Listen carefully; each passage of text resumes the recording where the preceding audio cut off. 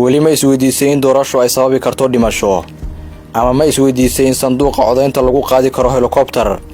lagana codayn karo buurta Himilaayo dusheeda haa waa suuragal codaynta iyo doorashadu waa arrin muhiim u ah jiritaanka dawladnimada waxayna ka turjumaysaa qaraarka shacabka rabitaankooda iyo ku qanacsanaanta cidda majraha u qabanaysa maamulka sidoo kale cidda ku metelaysa baarlamaanka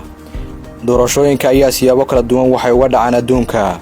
wayna ku kala duwan yihiin shuruucda iyo wadooyinka loo maro tusaale ahaan doorashada ra'iisul wasaare ee boqortooyada Ingiriiska ama midda madaxweynenimo ee waddanka Masar waana ku kala duwan yihiin qaababka ay dawladuhu u galaan doorashooyinka dadka xaqa u leh inay wax doortaan iyo sida loo tiriyo codadka tusaale ahaan waxaa jira 22 dawladood oo ay qasab tahay in muwaadin kasta uu codeeyo sida Uruguay iyo Australia ciddii codayn weysana lagu ciqaabo ganaax adag Canada shardi maaha in dadka codaynaya la sii diiwaan geliyo maalinka codayntu ay dhacayso ayaana la diiwaan geliyaa dhammaantood Faransa muwaadinka codaynaya si automatic ayaa loo diiwaan geliyaa intaan la gaarin waqtiga doorashada inuu yahay muwaadin wax dooran kara marka uu gaaro da'da 18 sano jirka Brazil waxa loo ogol yahay inuu codayn karo 16 sano jir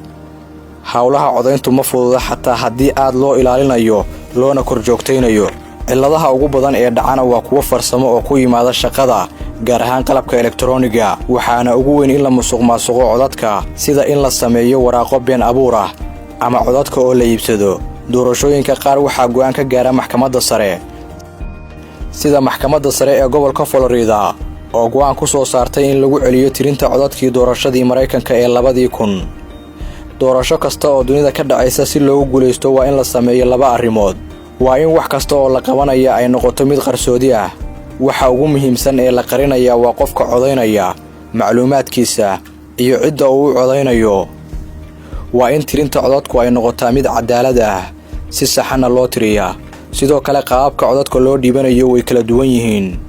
codaynta elektarooniga dhammaan waxa loo adeegsanayaa waa farsamada tiknoolajiyadda taas oo lagu codaynayo codadkana lagu tirinayo codaynta kaarka aqoonsiga oo loogu codaynayo lambarka kaarka si online ah taasi oo loogu darayo mas'uulka aad rabto nooca waxa uu isticmaalayo waddanka taasi oo laga isticmaalayay waddanka Estonia tan iyo 2005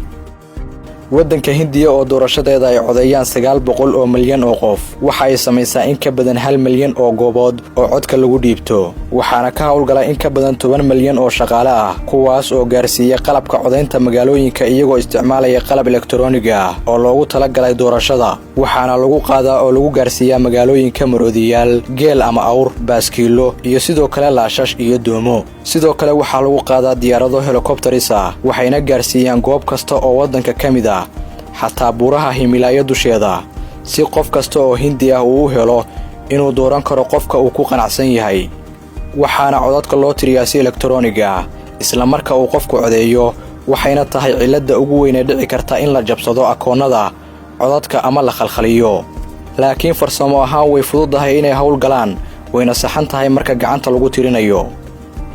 balse waddanka Indonesia waxay qaadatay codaynta gacanta sanadkii 2019 ee doorashadii baarlamaanka iyo madaxweynahaba waxaana ka qayb qaatay 80% dadkii xaq u lahaa inay codkooda dhiibtaan waxaana u dhintay daalka tirinta codadka 270 qof oo shaqaale ah kuwaas oo ku qasbana inay hal maalin shaqeeyaan caabuqa corona ayaa kalifay in codaynta loo isticmaalo adeegga boostada iyadoo la buuxinayo kaararka codaynta lana soo diyaarinayo sidii ay sameeyeen dawladaha Poland iyo Kuuriyada Koonfureed waana sida ay doonayso dawladda Mareykanka inay u dhacdo doorashada 2020 waxaana taageersan xisbiga dimuqraadiga ah iyadoo uu ka soo horjeedo madaxweyne Trump